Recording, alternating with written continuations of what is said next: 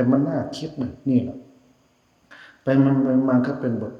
บทพิสูจน์เหมือนกับเขาอะไรเหมือนกับเขาบีบคั้นให้พวกเราได้ทะเลาะกันให้พระทะเลาะกับพระพระทะเลาะกับคนคนทะเลาะกับพระคนทะเลาะกับคนมันสารพัดอย่างเดี๋ยวหลวงพ่อดูนะเพราะมันแย่กันเข้าไปมันย่อเย้ยถากถางมันเฮ็ดไส้ว่าไงเฮ็ดให้หมู่เฮาเนี่ยคือจังหมู่เจ้าเคยเครียดให้เขานะ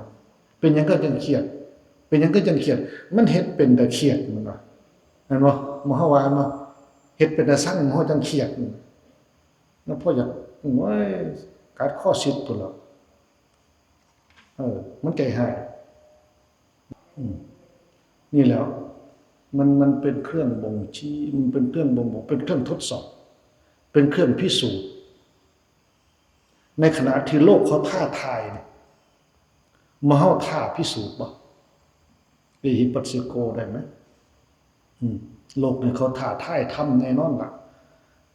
นักเรียนนี่มันหาเรื่องยั่วใส่คนดีแน่นอนล่ะใส่บัณฑิตนักปราชญ์แน่นอนแต่บัดนี้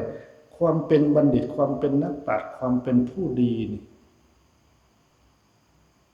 มเฮาสามารถสิรักษาได้บ่เกลือเขารักษาความเค็มได้เนาะต่อให้เปลี่ยนไปสู่รูปแบบไหนก็ตามขึ้นชื่อว่าธาตุเกลือบ่อันมันมีหยังภาษาเขาน่ะนะโซเดียมบ่มันเป็นโซเดียม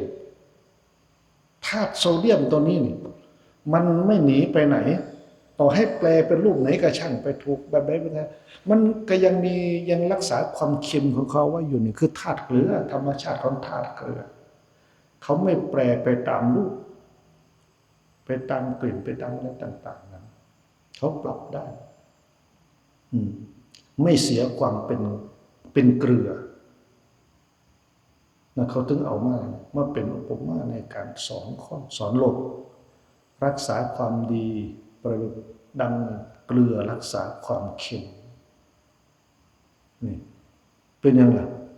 นั่นเป็นการพิสูจน์นะพิสูจน์แท้ๆของมเฮา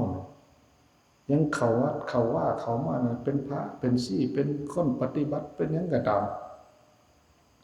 มเฮาก็ว่ามเฮามาปฏิบัติธรรมมเฮามาวัดมาว่ามเฮามาเอาบุญเอากุศลเนี่ยแต่ถามว่ามเฮ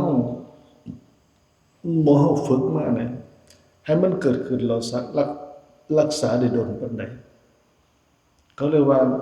หนทางพิสูจน์หน้าการเวลาพิสูจน์คนมรรคผลนี่พิสูจน์พระ